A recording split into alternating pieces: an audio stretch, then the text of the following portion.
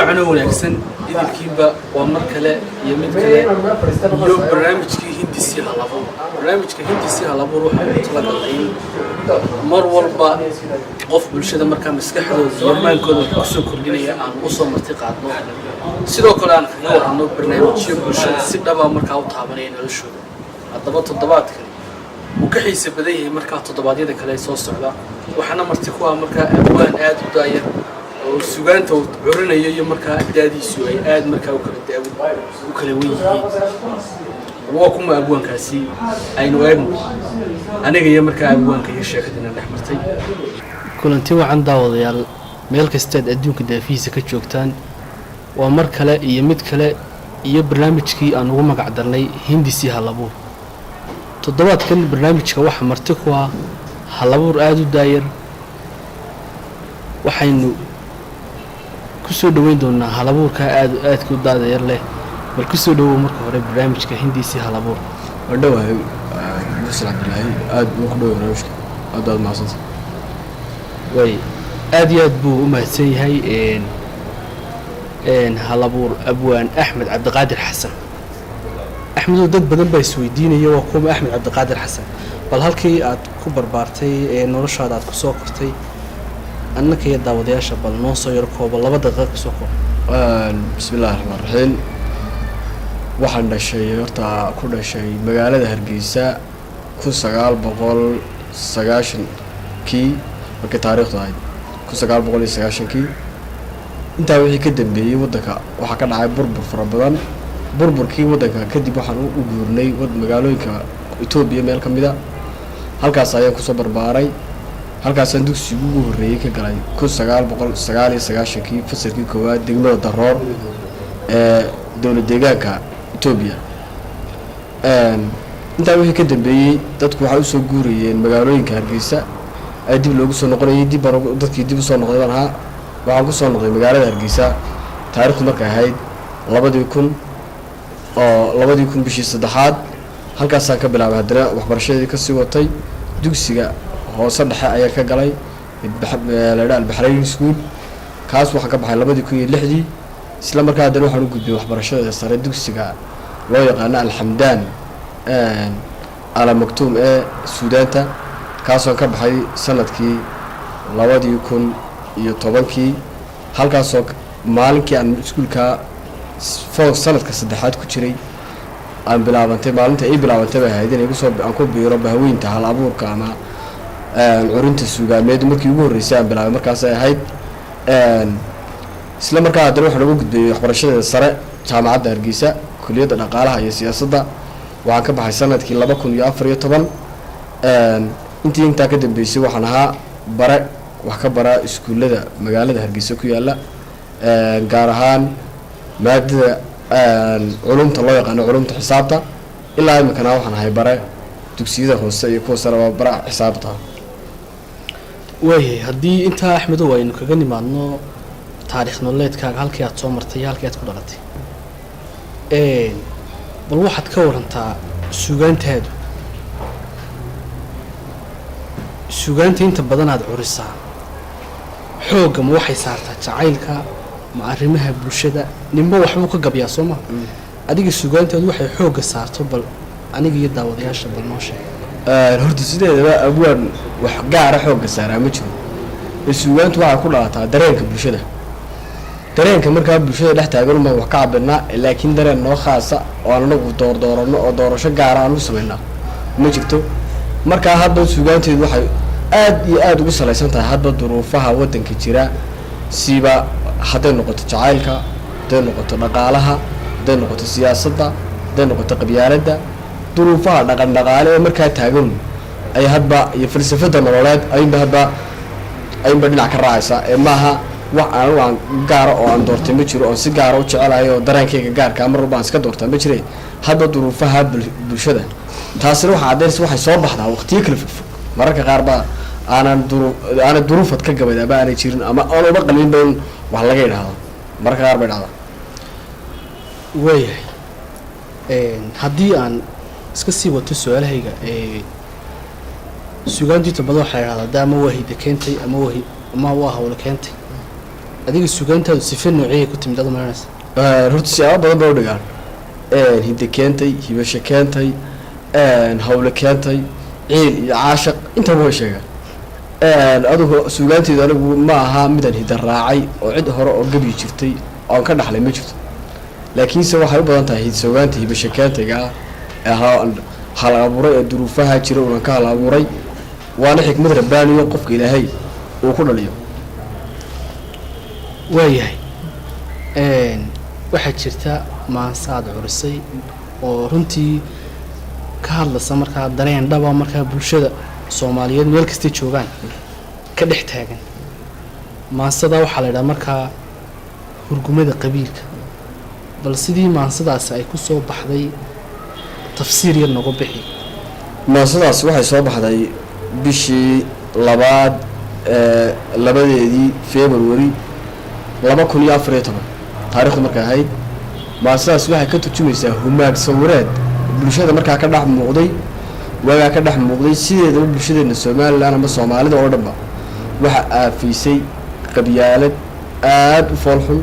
taasoo noqotay dhammaan halbeegyada nolosha lagu cabirto ay noqotay qabiil iyo qabyaalad oo qofka la eegahay kartidiisa aqoontiisa hawlkarnimadiisa hibadiisa inta leegtay mid la eegi maaye haybta cid uu ka soo jeedo oo qura ayba la raaca taasoo sawirkaas oo ii muuqday laba nin oo midna halkaraan yahay midna uu hamahay hebed iska yahay oo qof aan waxba ku fiicneen aan karti fiican lahayn oo haddana noloshii ay qabyaaladaasi halbeega qabyaaladeed u kala sarreysiyay ay maasad horta xooga saaraysayo dhisiyoonada Soomaalidu qabyaalada u dhigtay way badan yihiin laakiin taas tan waxay xooga saaraysaa labada nin ee midna uu ku meel maray heer hebel midna uu wax ku waayay heer hebel marka waxa leedahay nin qabiilkiiba nin ka dhigay nin qabiilkiiba hadraday markii aqoontiisii qabiil xaqiiqatan waa sida luway hadaba maasadiisii u dhacaysay maqashay baasada waxa laba qaybood weeyaan qaybta hore waxay ka hadlaysaa ninka la yiraahdo hebedka ama hacooga qaybta kalena ninka halkaraanka ahaa iyo wixii qabsaday iyo ninkaas sidoo isu mooday waxa uu reer hebel ku helay uu raganimo ugu faanayo raganimo mooday way maasadaas waxay leedahay hacoogi markuu hadaaqay haweyni markuu ku baanay hawoowi markuu la toosay hugiisa markuu rumooday hadoor baanahay ku faanay hasaawaha uu dhabmooday habluhu ay hoos dhigeene intuu hinqashada la booday miyuu halkaraan ismooday hanad iyo geesi buuxa halii iyo ruux halaaga hayaanka miyuu hogaanshay horseedka ninkii lahaana miyuu qosol hoos ka raashay miyuu hambalyana u raashay hujuumku markuu bilaabmay miyuu hafashada la hooray dhidid haylii ka qooyey harkiisa miyuu ka rooray haweenka miyuu ku biiray haroogta miyuu hilaabtay hawraarta miyuu xishooday hebelba miyuu ka dhaartay hadeerta ninkii hadlayay waa markaa xaqiiqatan hawshii bilaabatay ninkii ilaa meesha ma lahayn uu ka dusay markaa waxay sheegaysaa ninkaas sidiisula hanweynaa uu erkaysula maray laakiin marka hawsha xaqiiqatan ay timi hawsha inuu ninkii heesaa iyo hambalyada iyo lahawaacay kane magacyada badan loo bixiyay inuu dhuuntay dabeetana waxay daba u gulaynaa qaybta labaad ee maansada hawraarta maansada haddaan heesta sii wado hordhaceeda ila eeg aan hoosu daadago hilinkeeda aan maro hoobaanta aan furo halxidhaanaheedana hubso oo bal ila arag waxay hibata laabtay haliyey himilo dheeraa hadaf iyo tilmaan laa halkaraan waxagilaa hayaankana horkicilaa miyay haybtu soocdoo reer hebel miyaad tahay hareer loogu tuuro hujuum lagu bilaabo hebel liita laga dhiga halkii uu horkicilaa hanfaduhu miyuu galay hambalyana ma loo diray hambalyana ma loo diray hurgumada qabiilkana hilinkiisu waa kaa haddaad weli dugsanaysaan hididiida horboodka qabiilka hawraar kubaraaca intay haradlaysay xabaal u horseeday halaag u kaxaysay haddaad tiro koobto adaa hadal dayne intaad ku hadrayso hareer uga joogso halkaad shalay jiidhay haddaad hanaqaatay hubsiimaad leeday hilaada bal fiiri intaad hinqanayso waxaad kaba hayso hantina kaba dheeftay ninkaad u huraysay hogaanka dalkaaga haraadkiiyo oonka barbaarta habowday horweynta dareertay hayaanka u yaacday intay badi hayso intuu hilibkooda intuu horohiilay hadhaaga u tuuray bal haada ku xeeran haddaad yar ilowday naftaada hanshaasha bal hoos ula showro waxaad hurinayso hantaaqada fiiri dabeedna hor joogso halkay ku aroorto ciddii hurinaysa hubkaaga u qaado. aad iyo aad bay dee maansada aad axmed u tirinaysaa u xiisa badantay. inta dambe maansadu waxay sheegaysaa soo maaha qabiilka iyo dhibaatadiisa iyo dee dhalinyarada marka dambe dalka ka yaacsan iyo siyaasiga qabiilka lagu xushayno oon ku diray ummadii. aad iyo aad bal barnaamijkeeni bay kusii jiri doonaa bartankan kaga jirna weli barnaamijkii aynu ku wareysanaynay habalabuurkii daadeeraa abwaan axmed cabdiqaadir xasan. runtii waa ninkaan idiin sheego maansooyinkiisa dee ka goyon mayno waa bad weeyaan marba wax baynu ka soo qaadan doonaa kolba intiina xiise gelisa ayaynu ka soo qaadan doonaa haddii ilaha idhaahdo. bal iminkana maanse labaad baan u daadegayaa oo la yidhaahdo 7 iyo waagii. bal maansadaasi markaa dareen noociyaa bay ku dhalatay maansada 7 iyo waagii baad u malaynaysaa? baasida 7 iyo waagii horta waxaan abuuray 15 December 2017. maalmaha ka mid ah ayaa waxa habeenada ka mid ah ayaa waxa dhacday nin aanu saaxiib nahay oo asxaabteeda qaaliga ah oo iskuulkii sarana wada dhigi jirnay ayaa xanuustay. dabeeto ninkii cidibo soo booqoyd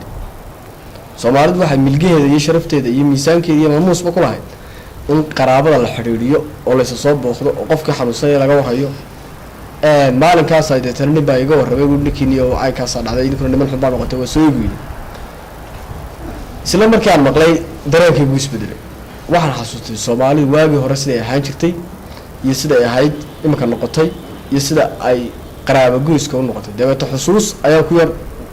muddo daqiiqada aan ku jiray ayaa noqotay inaan nin saaxiib asxaabteeda ka mid ah maansada ay furo oo yiraahdo war maxaad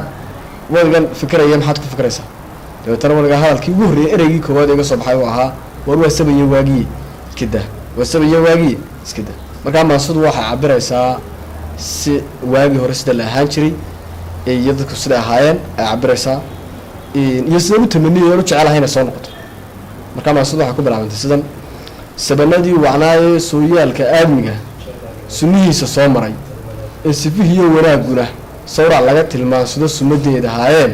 ee dadka ruux sabool iyo sid ka dhalay mid haystaa midna kala sodronay ee samaanta khayrka iyo garaad suuban hagi jiray si kastoo ay u liitaan sabanka iyo duruufuhu marna aanay suulayn dhaqanka iyo asluubtiyo sinjigeeda gudub ee sododii iyo xigaalkuna saf midaysan haayeen ee sumcad lagu caweeyo saluug iyo tubxaan jiray sabigiyo dhallaankuna sifihii walaalnimo sacbada is haystaan oo sabada ceelka iyo hal sibraan la wada cabo. marka soo xasuustaa sikataa nabtaydoo saatir waxaan ka tuugaa inuu saaka keeno nala sima sareedada si kastay ahaataba suuroodu weydo soo noqonna weydo sadrigii iyo laabtaan ku sabaa xasuuso waa 7 iyo waagii. bartaa marka maraya baa sida 7 iyo waagii anigu nin baa wax dhacday waa nabiga ku salli halkaasay maansadu habdhaceedii labaad iska bedelay saligii nabiga gashay. sayasiileyda maansada aan soo dareershow weedhana aan saafo hadalkana aan saaqo samiroo bildhugo weli adigoo safudaan suubanow rasuulkii samadaa sarraysiyo carshi lagu casuumee ee saatir eebbana ula dhacay sujuuddee allahaa subxaankii ku sidkana naftiisee aadamiga sayidkii loo saaray taajkee lagu sooray xawdkee salligiisa ruuxii carabkii mar soo muro ku mutaystay 10 goor salligii raxmaankiyo sooriye aan gaboobay saqiir iyo kabiirkiin idinkoo sahwi yahay sabab dheer ku wada dhaha sallallahu calayhi wasallam. siiradiisa raaco sunnihiisa tugsada oo cadowgiisa seefaha sunnihiiyo gantaalaha saf midaysan la galay. bartaasaad kusoo xidhay maasadii 7 iyo waagii od markaa kaga warramaysay sidii berigi hore dadku isku xiriirin jireen